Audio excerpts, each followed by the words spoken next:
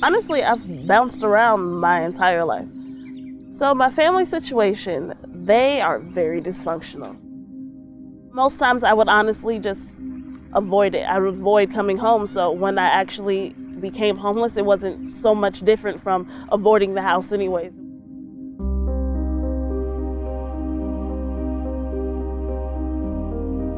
I was adopted when I was 8. I thought that the family that I was adopted to was going to work out, and it didn't. I felt, I guess, abandoned. It hurts almost physically when you feel abandoned, literally. I ran away from the therapeutic foster care system, so I slept on the streets for a few months. It started when I was really young, probably, I want to say maybe 6. I was being sexually abused at home by my brother. He would hide in different places in the house and wait for me, and he would be masturbating. He would grope me. He would tackle me. He would say, "I'm gonna rape you." It was just awful. It was awful. And I was just kind of dying inside. My child's father. Arguments turned really violent. He, at one point, just picked up a bedpost and started hitting me with it.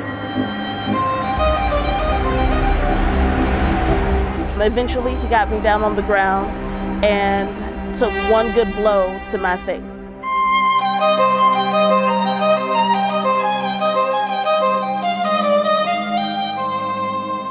I don't know why I had the idea to go to relatives. It just seemed like the safest place for me to go. And I'm carrying a car seat with my newborn child. And I make my way up the stairs, and it wasn't until then when I had finally felt safe that my body had finally given out on me.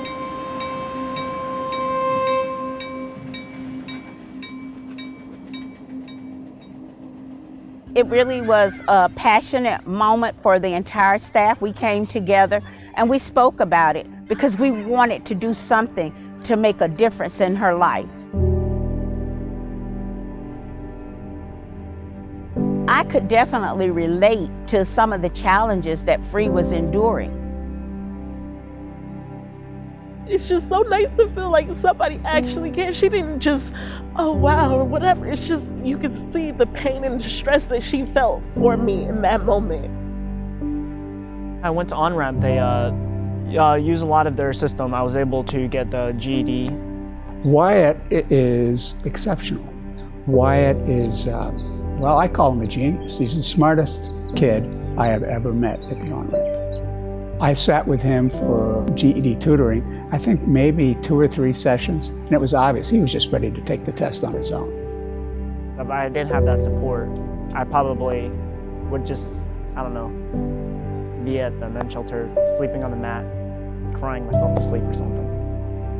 You know, after a session with one of these clients, I feel good because I feel like maybe I've made a difference. It was the first time that I felt relaxed. There were maybe 10 of us girls in one room, and it was still preferable to being at home. I was able to do my homework.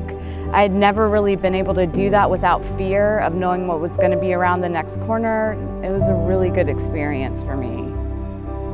The passion that I have for each young adult that walked through that door is that I am in a non-judgmental zone. I meet them exactly where they are, and I want what's best for them. All right, let's put on the belts. Okay. And then make sure the mirrors and your seat are completely comfortable. Now, let's back up, and I want to go that way.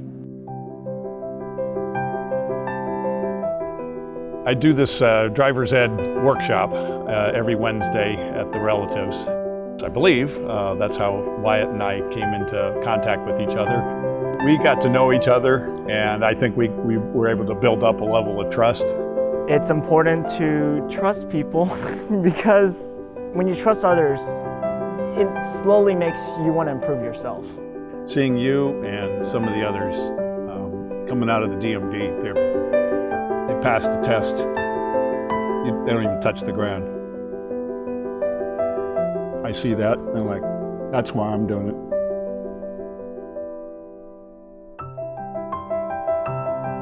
I work at Flower Child. I really like working there because I get to spread positivity. I am thankful just honestly to be alive. With everything that I had went through, there's a lot of times where I just honestly, it could have just one wrong move, it could have went completely differently. I could not be here to this day, or even when I had my child, she could be in the system somewhere. So I'm grateful to be housed and to actually have people who love and support and care for me in my life now. I'm so grateful. I don't know what I would have done without them because I was at a breaking point at that time. There are people out there, really, really good and dedicated people who will help you if you are in a crisis. I would say that I am so grateful that the relatives exist, and I can't begin to express how crucial the need for them is. They serve the youth in our city, and they need that. When there's no other support and there's no other place for them to go, the relatives is there.